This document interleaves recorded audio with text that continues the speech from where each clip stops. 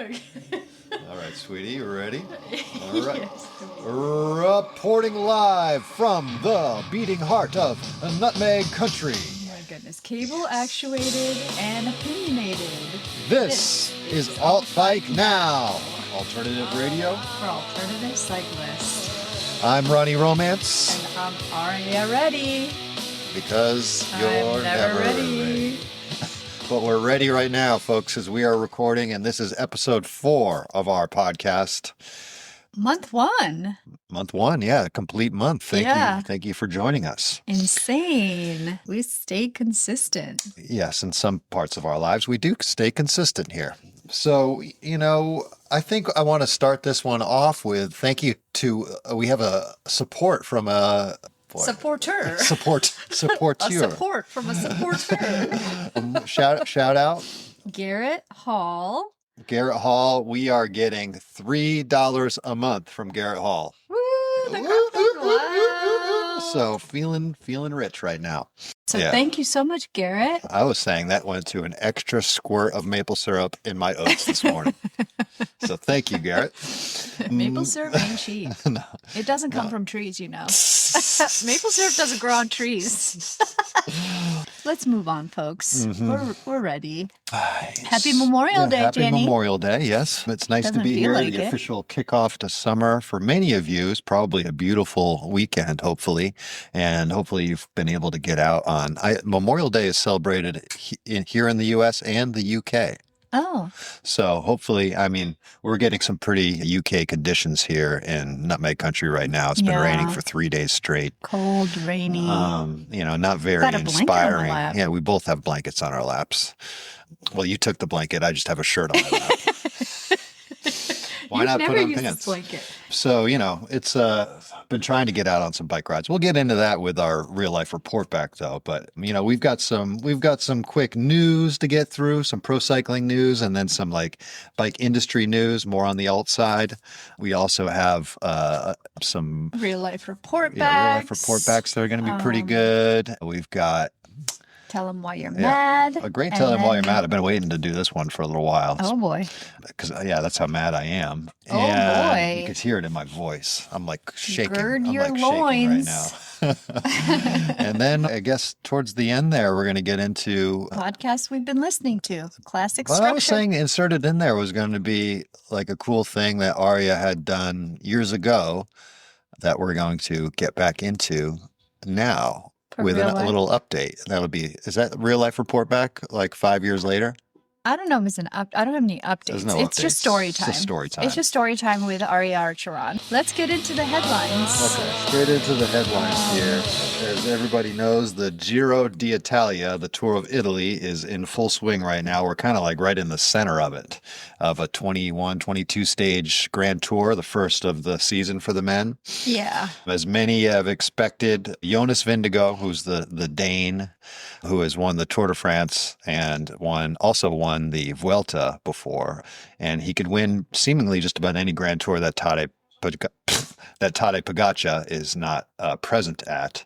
He was heavily favored to win this year's Giro, and he's finally kind of stamped his mark on the race after being sick, they say, for like the few days beforehand. So his time trial efforts weren't quite up to par with what you would ordinarily see with him, and we were all kind of like, maybe Jonas is faltering a little bit, But I don't know if you noticed this before. He was like, I'm getting serious with this stage about his facial hair. Oh, yeah, he's got facial hair now. So Jonas... did he always have that? Anyway, he has facial hair, and to me, he kind of looks like the evil version of Jonas. He's more of a bad boy. Like, when he's ready to take... He's still kissing his handlebar. He's still kissing his ring. It's very cute. Yeah, he kisses a photo of his family on his handlebar when he crosses the line each time. And I'm waiting for him to eat shit. One of these days, Ronnie's like, he's going to crash. He's going to crash doing that. But Jonas is a bad boy now. Yeah. He's got facial hair. He looks like a bizarro version of himself. But I have to correct you, Ron. He did beat Tadej fair and square in Tour de France 2023. It was 2023, yeah. So, but has had a lot of trouble since, a lot of injuries, and he's a meek character. He's not dominant. He's not a dom by any means. Tell that to his thighs. Yeah, he's got big thighs. thighs. Tell that to his thigh legs. Anyway, we don't, again, we're trying not to dwell too much on pro cycling news because we suck at it and there are better options out there, as we said last week. But Jonas won big climbing stage over the weekend on Saturday, and we made barbecue tempeh sandwiches and chocolate chip cookies. Well, Ron made those things and I ate them. They were very good. We had a real nice Saturday just Ronnie's a really getting good all this stuff baker. together. Those chocolate chip cookies were baller. They like melted in your mouth. I make them with chickpea flour and acorn flour, folks. Yeah. It was so good. Low on sugar. But just delicious, warm coconut oil for the fat. I mean, that's the key, folks. Any recipe that asks for butter, I mean, you could use butter, but I mean, coconut oil is the same damn thing. Yeah. It works great. And if you're eating a cookie that's that good, forget about it. So anyway, I wanted to say that I got into the Giro this time because remember that time trial where they were doing it in that town Massa with the Carrera marble mines in the back? Mm-hmm. And Ronnie and I toured that on our bicycles, like when we were... In another lifetime. In another lifetime, Ronnie and I just lived off of our bicycles for like 2 years. We were touring. I started this thing called Bike Tour for Tibet, where I was talking about climate change on the roof of the world and all the dams that China was anyway. But I remember this day clearly riding into Massa. We were by the beach. Someone was coming up to us and asked if we wanted to buy his bracelets. I was like, no, we're just trying to chill. And then we climbed up out of town up into those Carrera marble mines. And I remember that day so clearly. And it was just really cool seeing the pros just going like light speeds. Up and over that. That was a stage. It was so cool. That was a stage earlier in the week that was raining the entire time. So unfortunately, it was like but I remember climbing up that being like, this is the most expensive mountain we've ever climbed. Carrera marble, baby. It's marble. It's all marble. Yeah, but it was really cool seeing like the helicopter shots of that town and just like remembering those. Right. Yeah, one of the many reasons why we watched the Giro. Yeah. So this particular stage that we are referring to where Jonas stamped his mark on this year's Giro on Saturday. Get this, folks. 83 miles, reasonable, right? 14,000 feet of climbing. And wait, what? Is this really miles? And you got that right? I got this right. I got this off of Sepp Kuss's Strava. Oy vey. Say it again. 83 miles, 14,000 feet of climbing. I think it's easy in these Grand Tours for me as an American, a proud American. Okay. It is hard. Put it away. It is real hard for me to work the meters, kilometers and miles thing. Like kilometers and meters mean nothing to me. Grams mean something to me. Because of your baking. No, because of that's how bike things are weighed. Okay. But overall weight of a bicycle, pounds. Yeah. Which is so individual parts, grams, overall weight of a bicycle, pounds. Isn't that funny, folks? That's how we do it, though. Yeah. That's how we do it in the bike world. The thing that always gets me with conversions is the Fahrenheit to Celsius. That one's bizarre. Like I never What are they doing there? Or what are we doing? Vice versa. We come from different worlds. And then you're going to throw kelvins in there for something. What's a kelvin? What's a joule? I don't know. Yeah. Where were we? We just went on a anyway, okay, 83 miles, 14,000 feet of climbing. I find it very helpful to look at the pros' Stravas to kind of compare my own efforts, or whatever you want to call that, or my own rides to their rides. Now, get this. Would you believe that they did that ride in 4 hours? So that was like over 3 mountain passes. I think I said afterwards, I was like, 4 hours, we wouldn't even be over the first mountain pass. So pretty wild. Yeah. Jonas won that stage. He's fine. He's probably going to win the Giro. Kind of boring, but that's how it goes. There's no one else to contest him. I know Felix Gall was kind of like the breakout performance he was having, kind of hanging with Jonas on this climb. Well, he was barely hanging on there. It looked, his face to me was that of a person who wanted to die.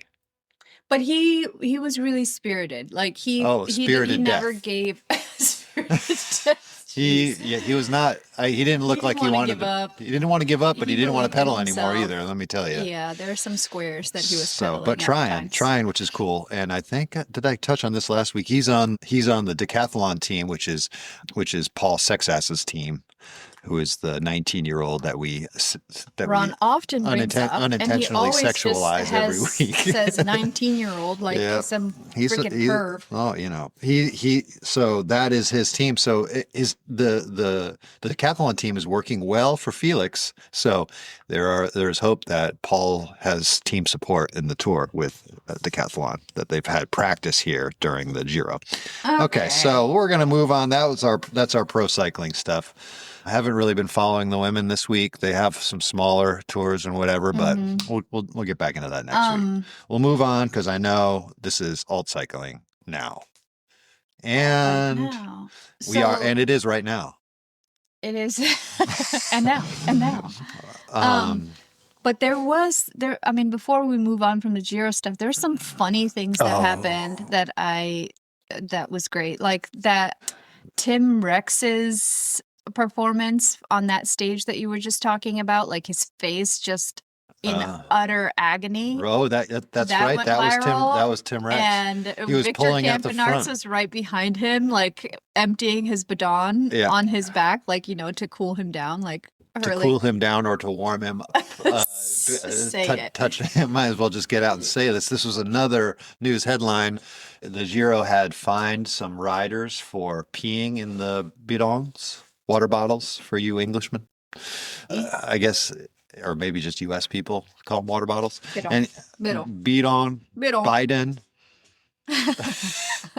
Peed in their Bidens. They peed all over Biden. Okay, so there's people peeing in their Bidens. People peeing on Biden out there.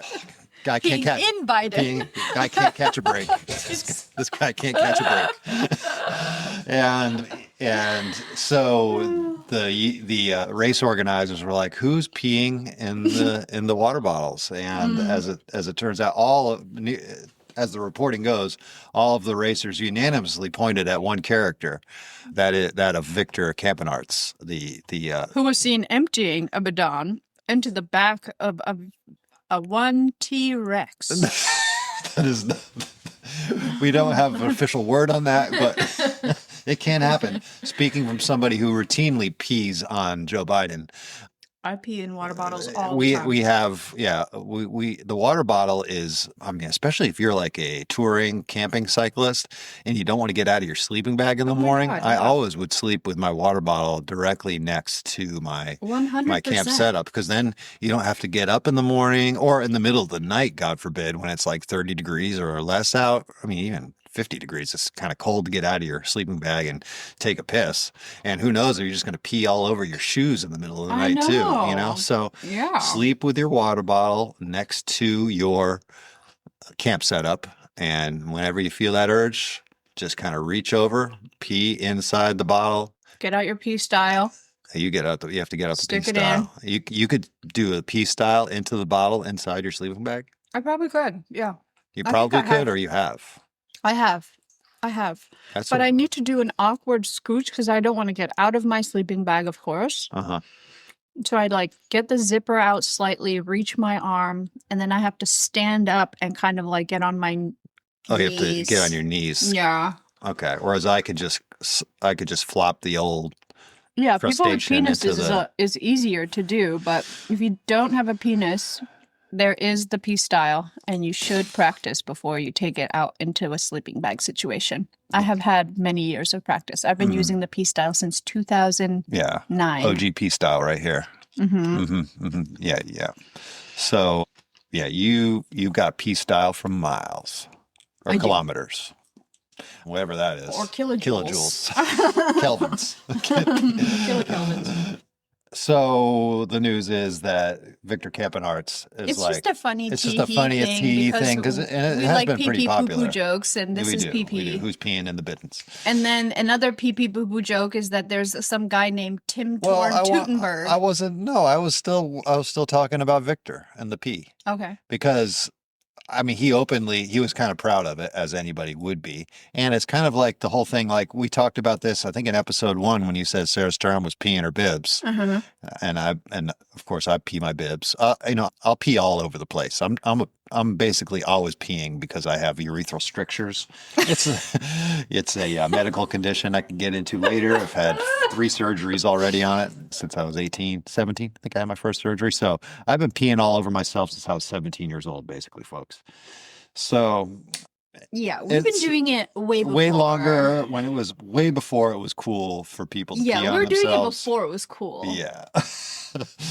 So, if you're riding in a professional cycling, you got to kind of scoot your wiener outside your bibs. All right, let's move on. No, I'm doing it. And then you pee on the side you pee while you're riding or something. But, you're going through these city centers.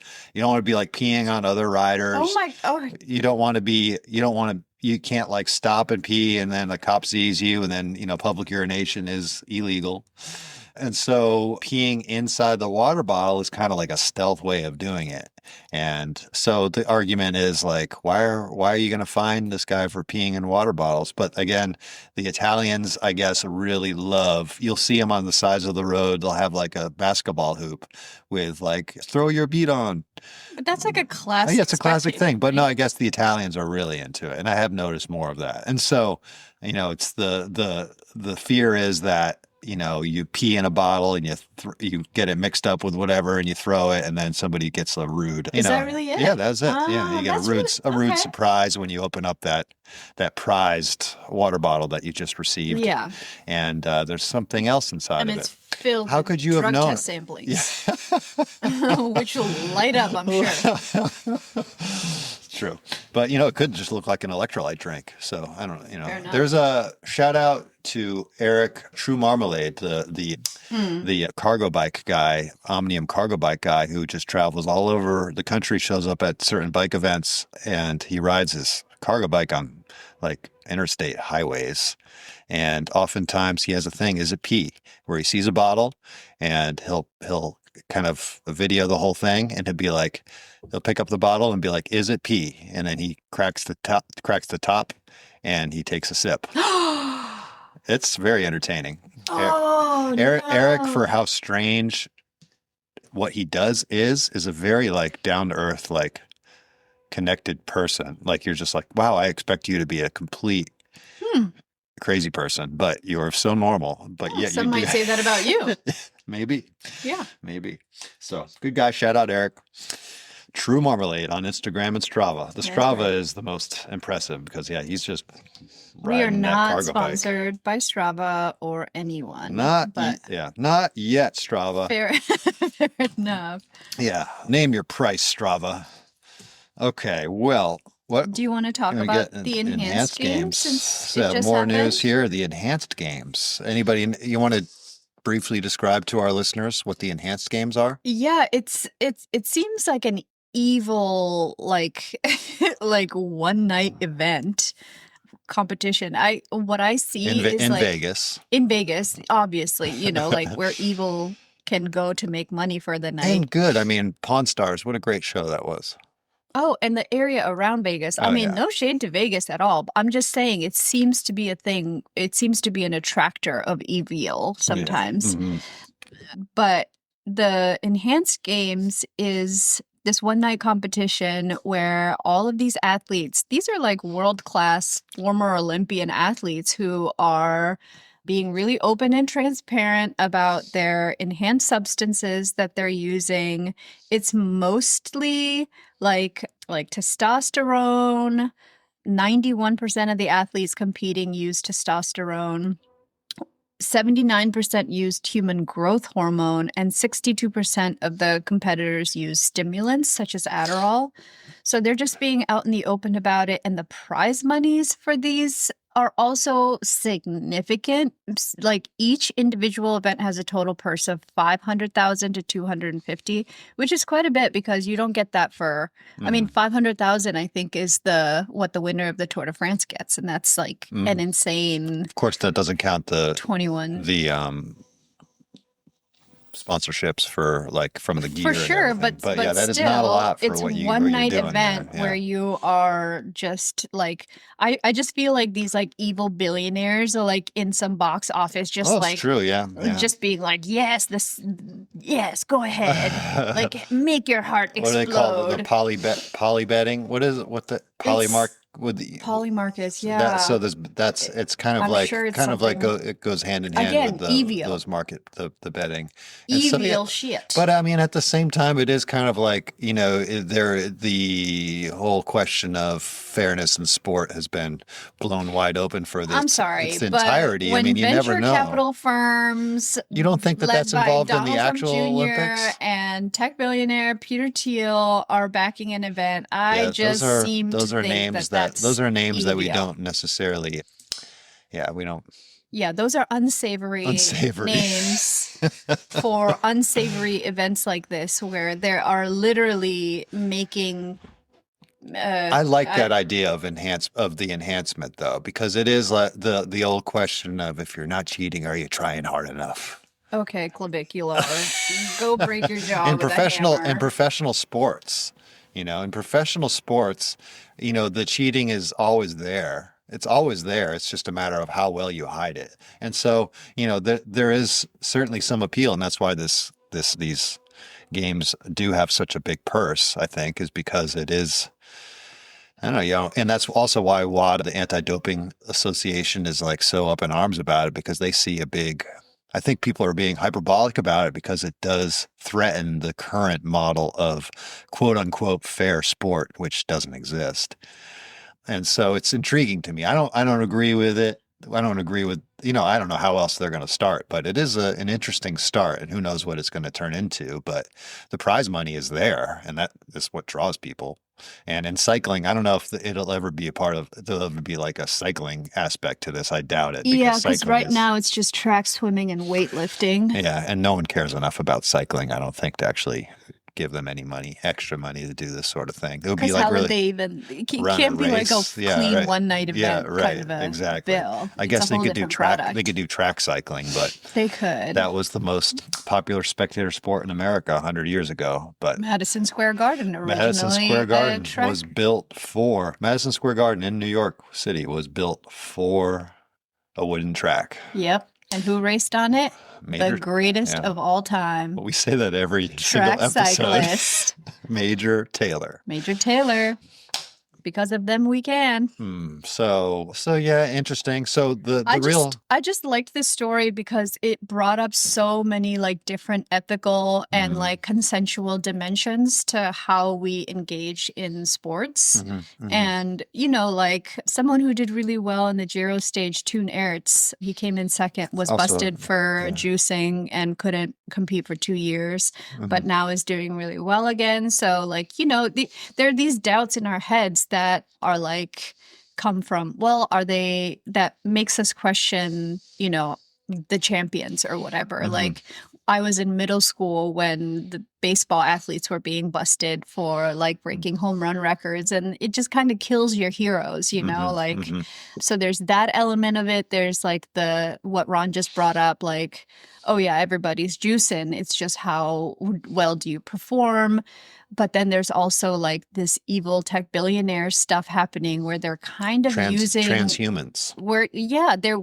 They want to use human guinea pigs for their like longevity plans. This really does feel like human guinea pigging to me, which is wild because you dangle this carrot of this prize money, and they were offering an extra $1 million to someone who broke like the 100-meter in running, and I think like the 50 kms. So the 50-meter freestyle. Two of those points. So it's only one of the records was broken.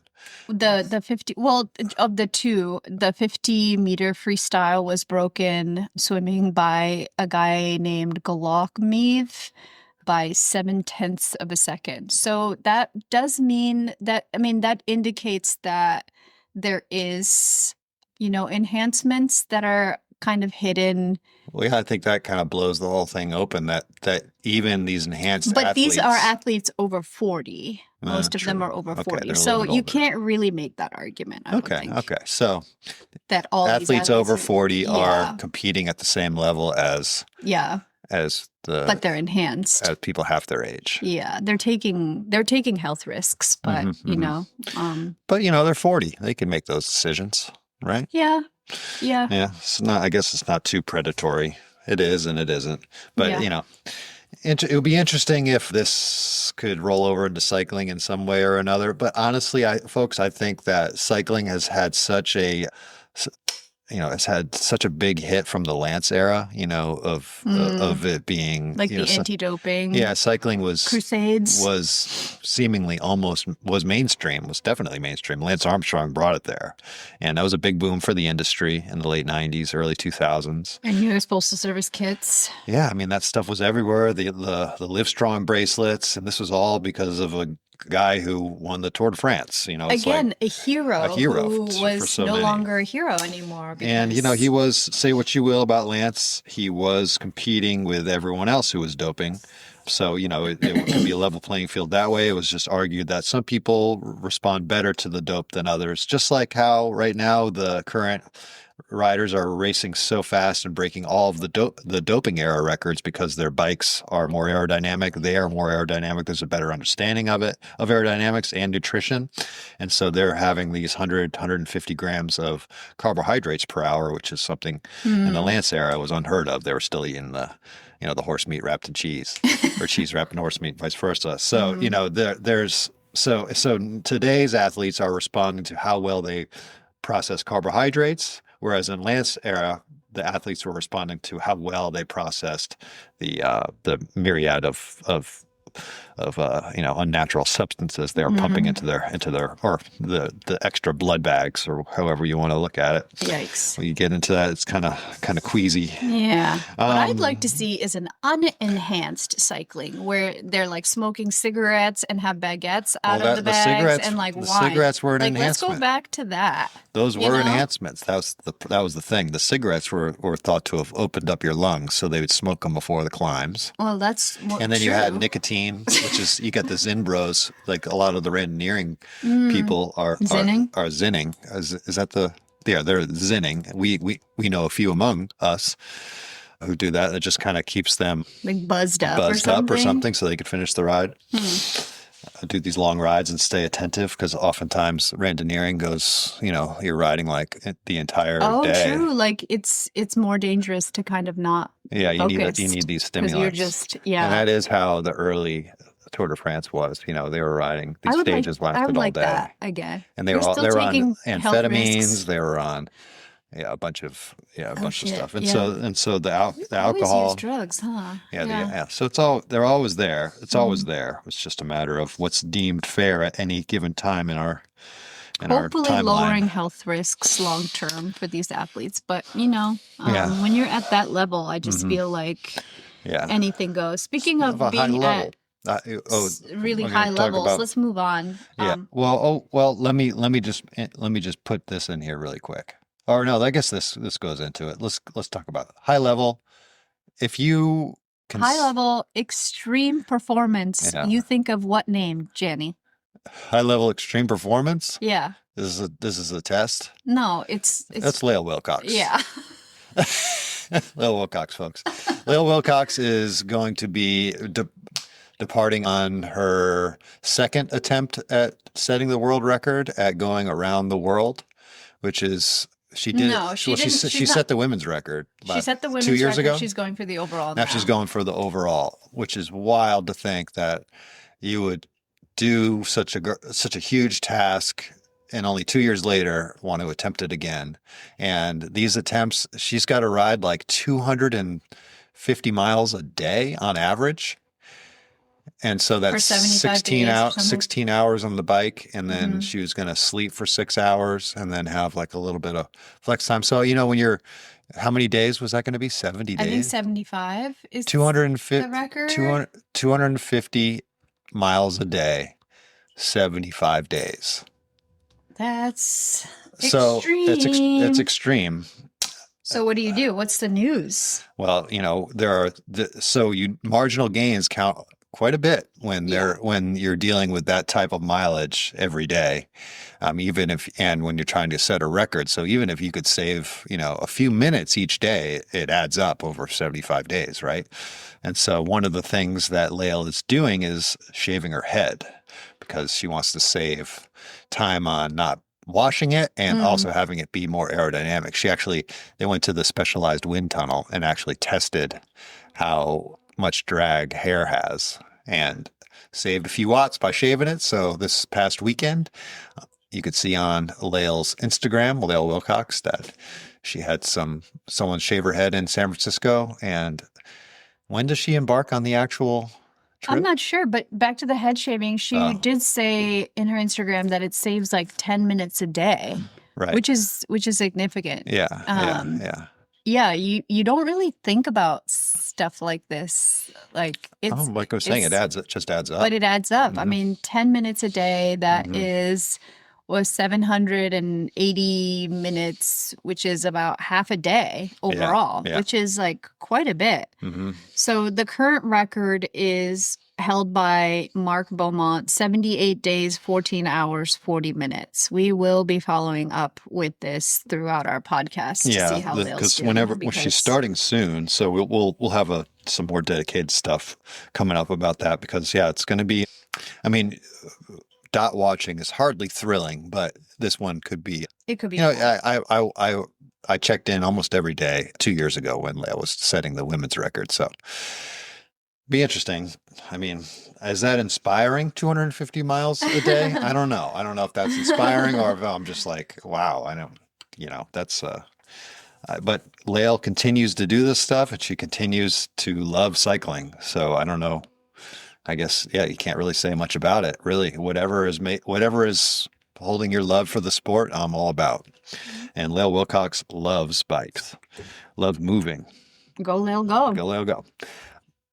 Moving on, I got a little tech stuff here. This is, I don't know how many of you are actually going to care about this, but I love following the sharp edge of gravel bikes right now because it's an interesting part of the. It is, as far as the big brands go, it's kind of like what is doing best right now.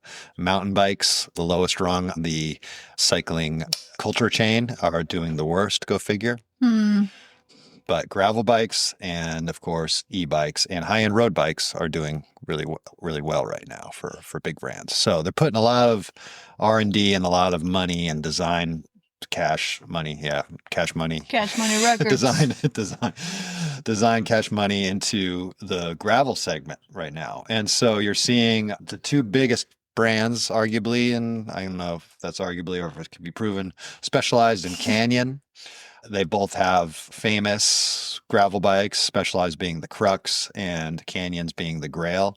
You and I both rode Canyon Grails when we were in Majorca on that Toros de Gravel that Bragan brought us to. Oh yeah, with Kyle Kelly, and that was my friend. Oh yeah, Florian Wegman, former German champion, pushed Arya up a climb. He was on my team. Yeah. It was a cool thing that we did in 2018, and it was in Majorca, and it was sponsored by Canyon. So we had to ride those original Grails. And this is 2018. This is when gravel tires were 38 millimeters. I think they put us on 35s for these, and it also had that biplane looking handlebar that Bicycle Pubes. Oh yeah, looked like Bicycle Pubes designed it.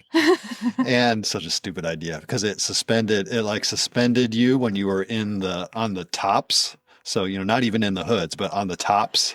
And then you had no suspension when you were in the hoods or drops. And so it was just a really backwards system, and it looked real funny. It lasted a year. Anyway, more recent advancements, gravel bikes have moved on to 42 millimeter tires, on to 45 millimeter tires briefly, 48. And now everyone is going whole hog on 55s. Luckily, luckily, little ad break, Ultra Dynamica. Yeah, we've got tires that size, folks. We got a brand new 700 by 53 Brute. Okay, it is a fast roller. We also have a 700 by 55 millimeter Mars. Okay. Ooh. Yeah, that one's a little bit grippier. So I oftentimes like to run the Mars in the front, and I like to run that Brute in the rear. Gives me some braking traction up the front and gives me some fast rolling in the rear because, most of your rolling resistance comes from the rear. So, try them out. These things, you can mix them and match them. But man, I tell you, I would really only try Ultra Dynamico because I'm telling you right now, folks, best tire company I've ever known about or been a part of. Oh, Yeah, wow. yeah. Okay, yeah. So both Specialized and Canyon in this gravel event in Scotland teased their new bikes, the new Crux and the new Grail. Presumably, we don't know if they're going to call these things something entirely different altogether because these bikes, unlike their predecessors, Yeah. predecessors have very aerodynamic stylings. Meaning Dropped seat stays, which is a huge drop seat stays are a farce, folks. It's just a little they say it improves compliance, but that's a triangle back there. There's no compliance in a triangle. You can't do it. Okay. And so they dropped the seat stays. It is more aerodynamic, perhaps. A few watts saved there. They internally routed all the cables. That was something new for the Crux. The Grail already had that. So, it looks like they're aero road bikes just with big tires. I'm all, cool. Yeah, I wish I am. I mean, drop bars with big tires has kind of been my thing all along. It's one of the things, it's a profile that just always looks cool. And these are pushing what cool can look like. Not quite sure how I feel about it. I really loved the old Crux. Not that I ever had one or anything. I just loved the classic lines of it, the round tubes, the non-dropped seat stays, the externally routed cables. You can move the stem up and down without having to bring your bike to a bike shop and wait for them to painstakingly do that for 2 hours.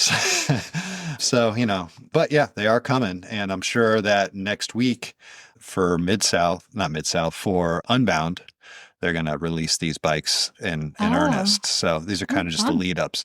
Our friend of the pod, Taylor Finney, husband of Kasia Niuyodama Finney, is racing the new BMC. Don't remember the name, but BMC also has a bike just like this. Cool. And he will be riding our new Brute 700 by 53 Robusto in the race. So we are going to have a tire in the pro field. So Taylor has been a friend since he really got out of pro road racing. And we talked about his aspirations for the Olympic track racing, I believe, on a previous episode. But yeah, he will be on our tires for Unbound, which is very exciting for us. So excited to see what these new releases from Canyon and Specialized. Oh yeah, his voice. Too. He should be on the podcast. We're gonna have him on the pod. Don't you worry. We're gonna have him on the pod. He talks so calm and really cool. yeah. He's special guy. Lulls you to sleep. Oh well, he energizes me and lulls me to sleep at the same time. It's like a lucid dream. Okay, well, so dang, I had more news. This is just turning into just the news show because I haven't even gotten into the Paragon got purchased, folks. Oh gosh, P got peed. So if anybody was, P got peed. Paragon got purchased. Yeah, no. Yeah, Victor Campenarts did not pee on Paragon. But we do have. Oh my gosh. We've got, for any of you, this is kind of like the most alt bike news of all this because Paragon Machine Works made all of these parts for the custom frame building market here in the U.S. and abroad. And they shut down, if you didn't hear, a month or two ago, and it was a big deal. Of course, our own frame building business, we do about 150 bikes a year that we build here in Connecticut and Vermont. And we use a lot of parts from Paragon. So it was kind of a big deal for not only us, but a lot of other people. Where are we going to get our parts for, our dropouts, our chainstay bridges, our bottom bracket shells, and so forth? Where are we going to get these things now? Well, as it turns out for us, since we do rim brake stuff, that stuff was already pretty much discontinued. So we were having to get this stuff custom made in other places anywhere. But Paragon was doing a lot of custom stuff for us, like the dropouts for the current Max 2. Those were made by Paragon, but they had to be a custom design, and they did them for us. And they finished after they had, I mean, I remember when they shut down, I was like, well, they still owe us a lot of, 100 plus or 200, 300, whatever dropouts. So they did finally get them to us. But in a twist of, there's been a lot of different companies that were going to pick up the slack. And it's kind of, they said that Paragon wasn't a viable business with how the Calvin Norstead took over the business from his dad. This company had been around for 43 years. So he just took it over. The younger son took it over in 2023 and 2024. And, it's tough times. 2024, tough times for the bike industry. We're still in it, and so they said that demand for a lot of their stuff just tanked. And so they just weren't able, and their prices were already pretty high.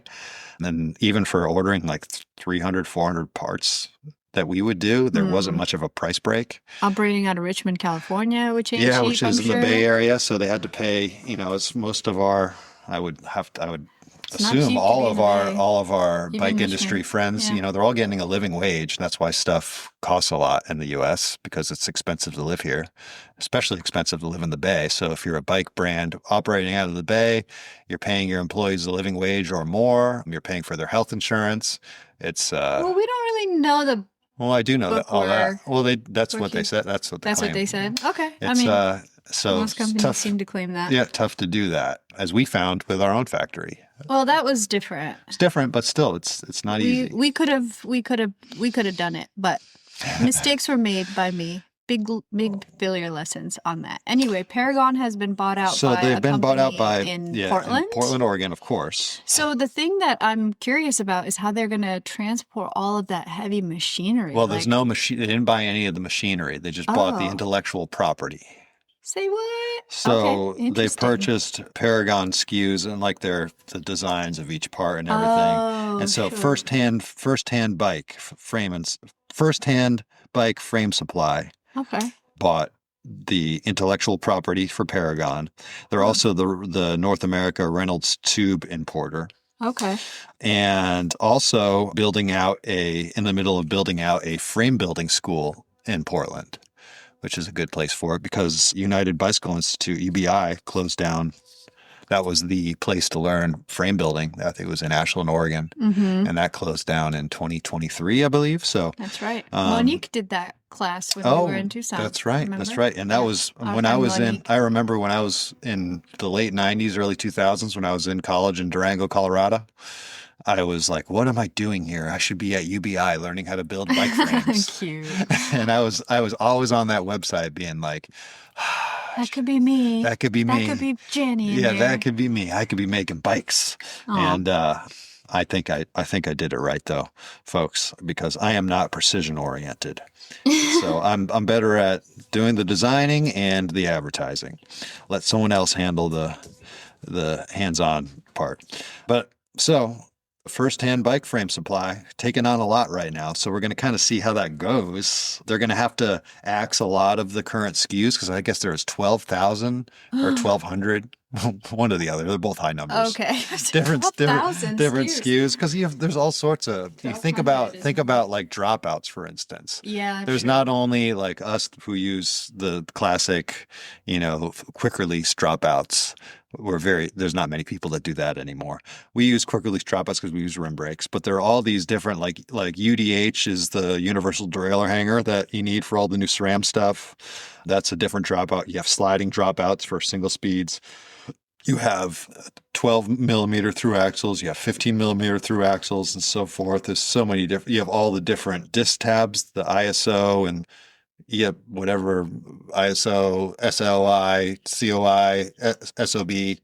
I'm just making up things now, folks, okay? SOB. Yeah. Mm-hmm. Son of a bitch, disc tabs. So there's a lot of different SKUs out there. So they're going to shrink that down a little bit. In the meantime, Thompson Bike Components, you may know them from their stems and seat posts, and that's most famously. But they're a machine shop in the East Coast, and they do a lot of aerospace and like automotive stuff. So they've got like a 65,000 square foot machine shop, I think in Tennessee. Wow. And so they're able, that's lower, much lower living wage in Tennessee than you have in Richmond. See, they've got a good business in many ways. So, and they're also cycling enthusiasts. It's just cost of living. Cost of living is a lot lower. Sorry, living wage, cost of living.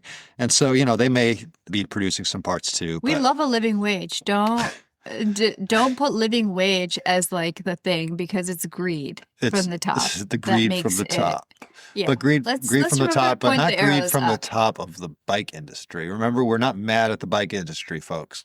We were last week. We were mad at being mad at the bike industry last week. You were, yeah. I am. These are small potatoes here.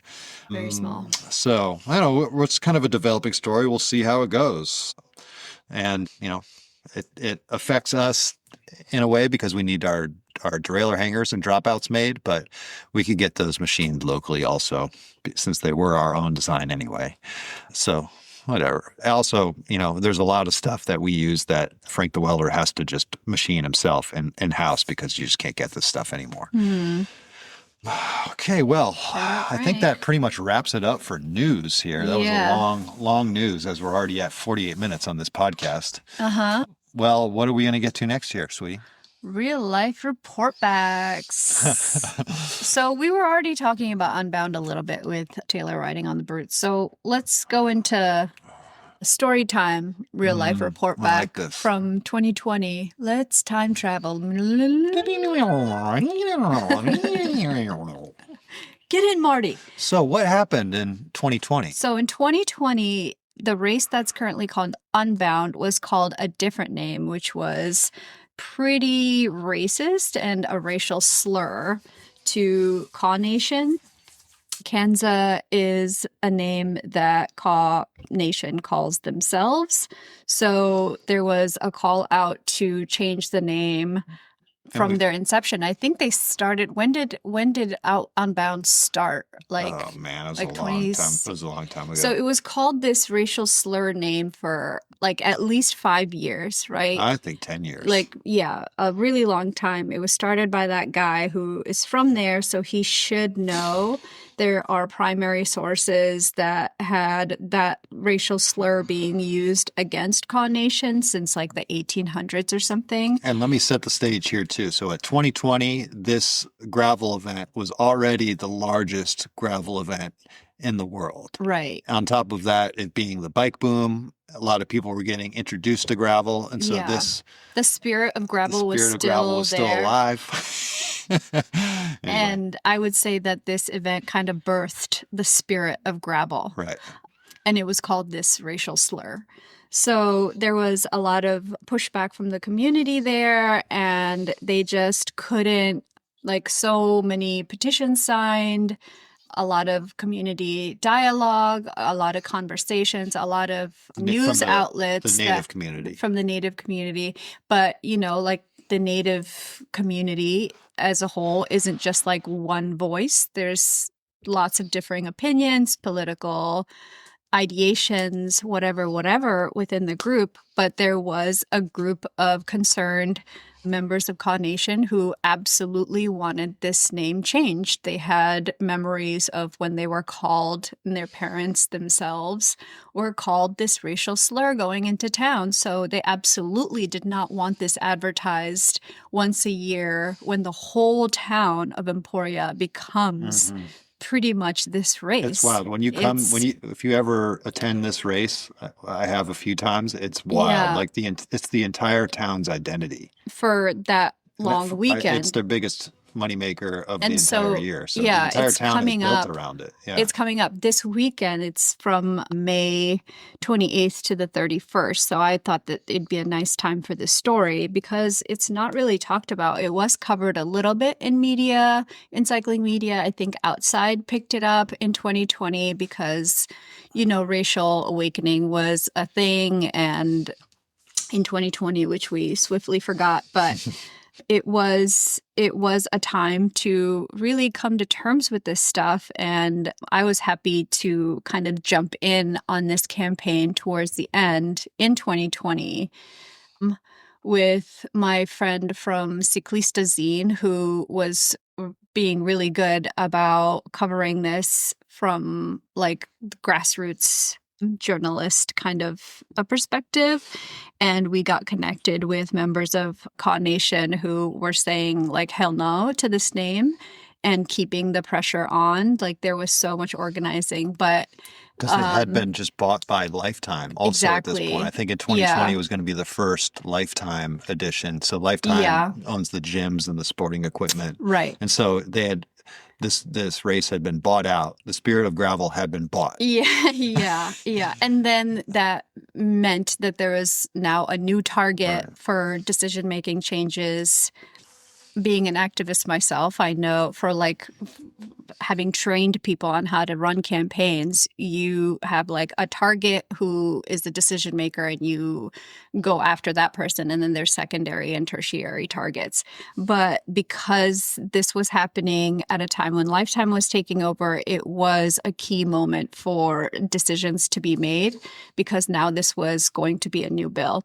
Anyway, there was a campaign relaunched there was a new petition.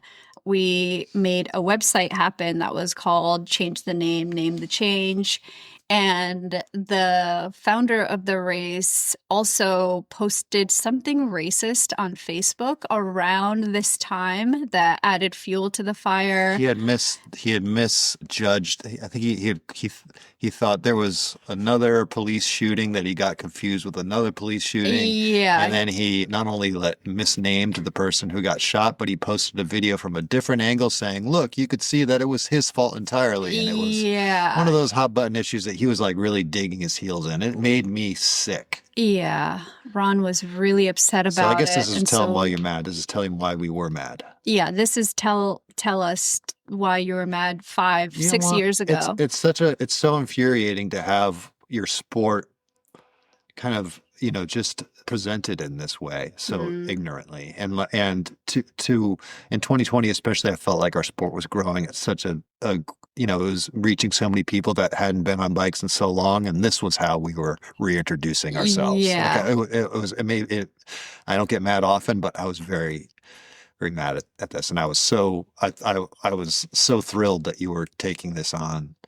Anyway, I was jumping onto work that people had already been doing for a really long time. Right. And I also remember feeling incredible anger at this too. It was unbelievable. And that there were still people digging in and supporting this guy. Yeah. Because before this guy did that Facebook post, that racist Facebook post, there was pushback saying like, well, the Carnation's like municipal like lead said it's fine to use that name. So then there was all of this stirring, and then the racist organizer showed himself to be who he is, and then the conversation changed again. So that's my long-winded story about what happened in 2020 with Carnation versus Unbound.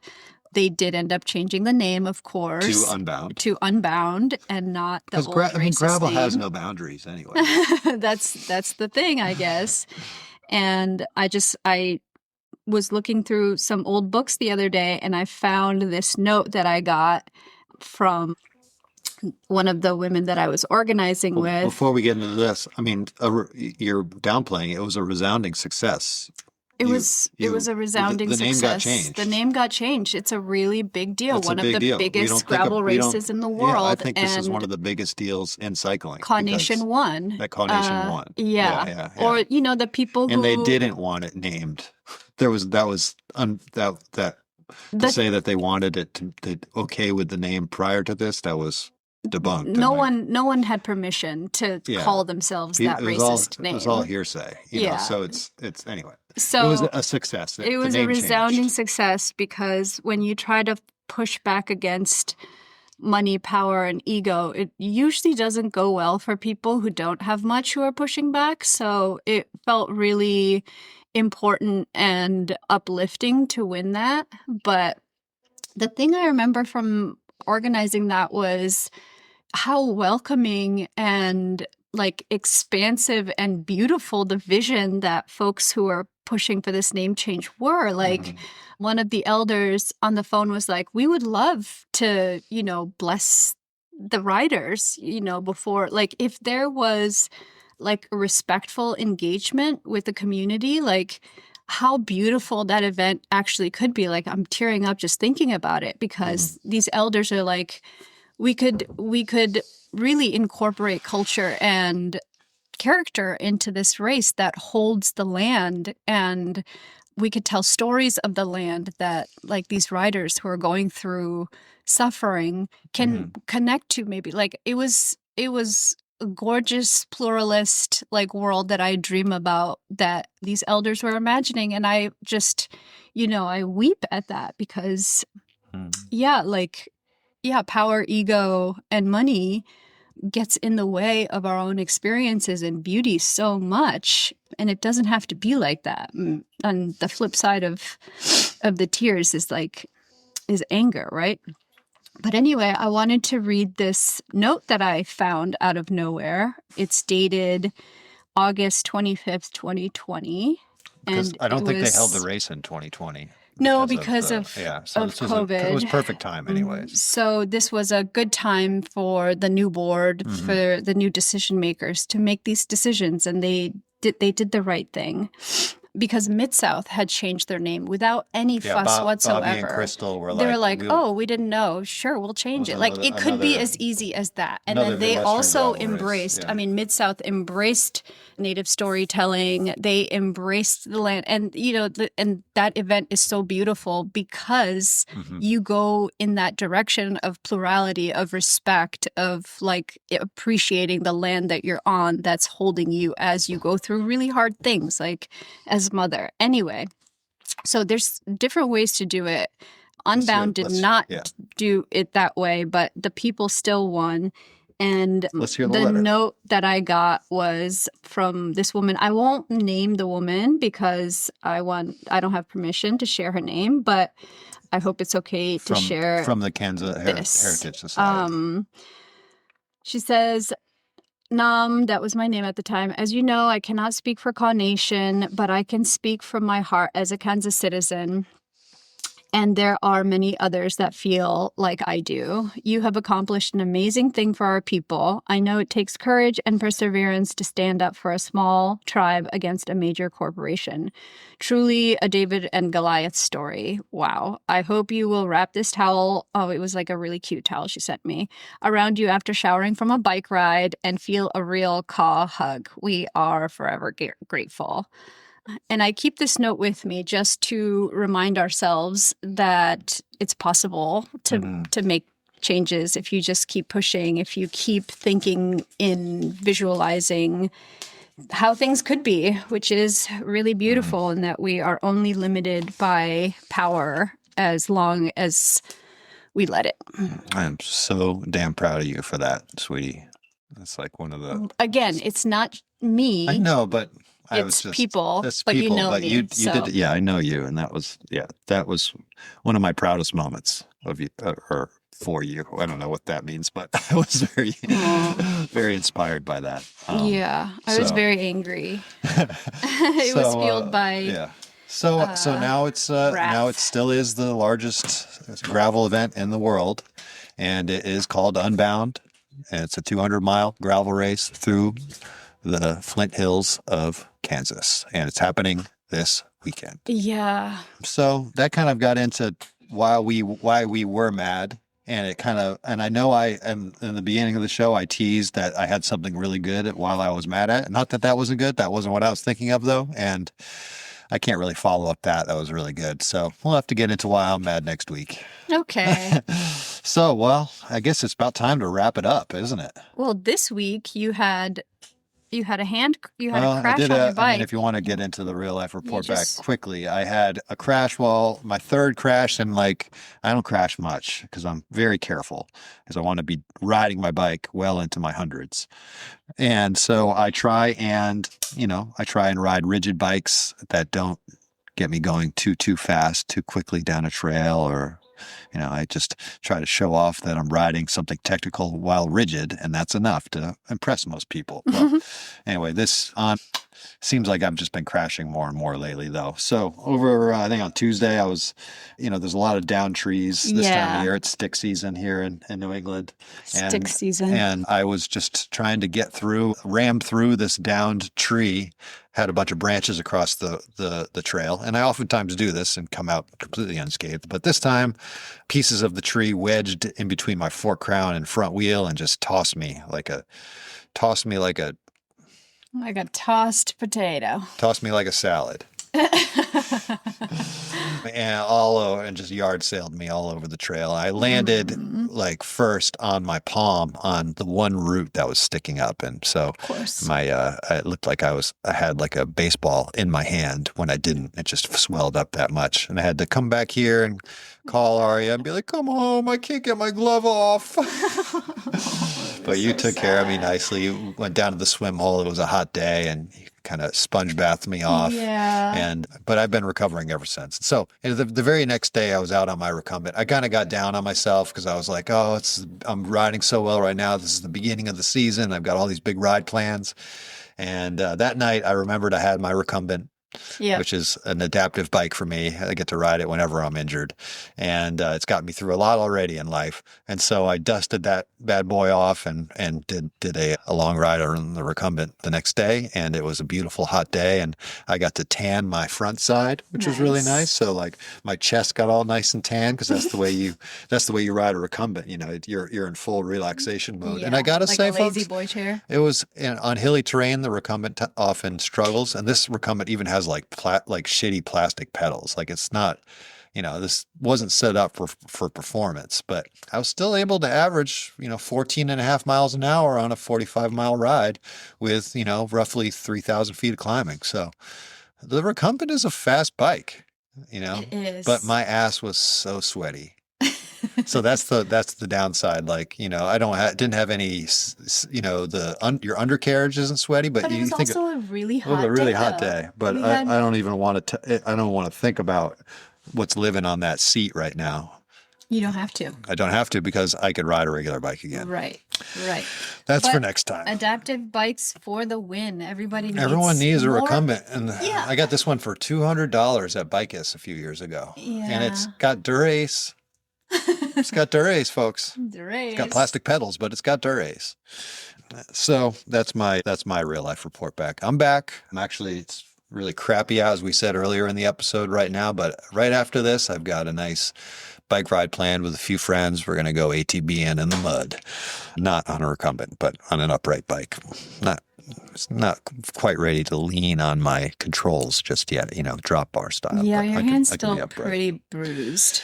But no excuse to stop. I mean, get on that bike, get on that recumbent, or just do a walk or a hike, or just keep moving that body, folks. All right. So let's close it out. Looking at me in the eyes. Yeah, because we're going to talk about that on the next episode. So you're getting out of it this time. But Nams has not ridden a bike in. Can't remember. Yeah, it's been a long time. I think it was Jambi's event in Australia. In March. And you weren't riding much before that either. So we've got to get you back on the saddle. And so we're going to have we're going to have our listeners hold you accountable. Yeah. So because I do need that. I need public accountability. Public shaming. No, I don't need public shaming. Thank you very much. I won't do things for myself, but if there's someone else who's counting on me, I mean, I know listeners are not counting on me, but it's like a mind trick, then I'll actually do it. Yeah, mind tricks. Yeah, others before self. So start holding her accountable, everyone. Yeah. And we'll get to that on the next episode. Well, let's get quickly into our wrap-up podcast we love this week. I love your sound effect. Well, you were basically going to talk about the enhanced games, because that was a podcast that I had listened to that kind of tied into my recommendation last week for the performance enhancing with weed. Yeah. This one, there was also Freakonomics about the enhanced games. So check that out also. Mm-hmm. It was a hot week for NPR because we have this like AM FM radio in the kitchen. So I've been listening to that. And there was a story about this person named Mary Kane who has written a memoir called This Is Not About Running. And she just talked about her journey as like a world-class runner at 16, just like an incredibly gifted runner, and how, the sports industrial complex kind of preys on these young athletes and puts them through a cycle of I guess like development that isn't great. She was particularly calling out the Nike Oregon project, which doesn't exist anymore because the coach, something Salazar, was like pretty abusive. So I just found it interesting because it is about sport and it is about how we keep the joy of sport alive and how we kill sports for young people who are like unnaturally gifted, and for even those of us who are not, like the pressures that we put on ourselves, the mental notes that we tell ourselves.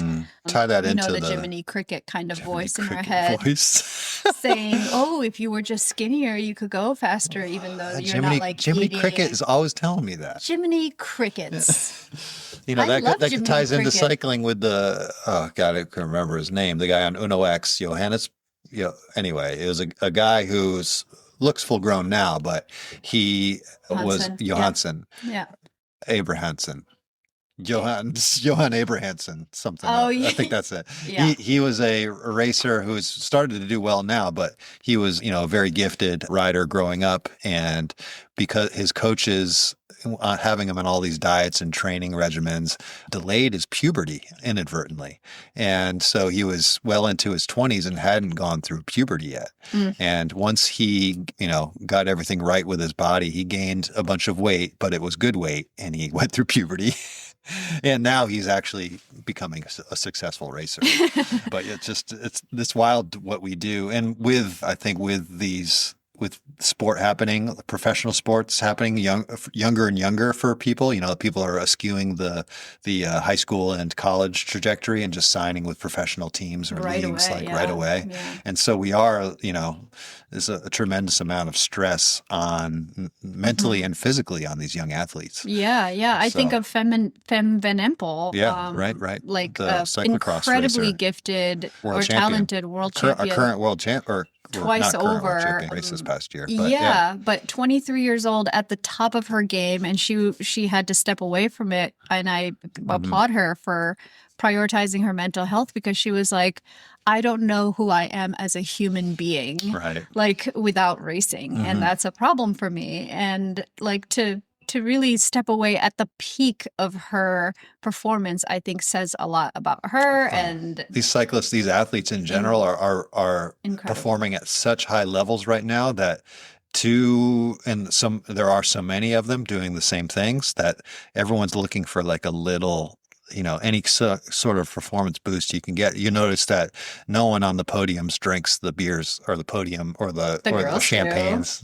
I want to say that at Amstel Gold, all the girls on the podium drank it, and well, they probably lost the next day because of it. Actually, the person who was third of the boys drank it, but Remco didn't. Yeah, so there are things where everything is everything can hurt your performance. Everything matters. Counts.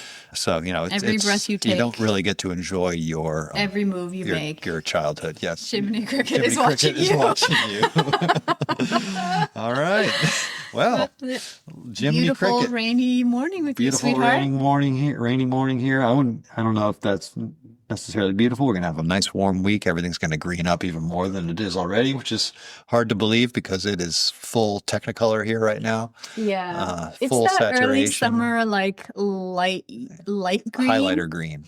I call it highlighter green, and then like the leaves are still somewhat transparent, like you can kind of see through them. A lot of flowers. But later on, it's just going to be We live in a park. deep, dark emerald green everywhere. Beautiful. I am psyched to get out on the bike every day this week. Super psyched. It's going to be a beautiful week. Yeah. All right. Well, we've got a lot to talk about next week. I hope you'll join us. Thank you for joining us on this one. And folks, that's all from the beating heart of Nutmeg Country. Happy first month. I'm Ronnie Romance. I'm Arya Proudfoot. Again? We'll see you next week. Bye. Bye. We love you.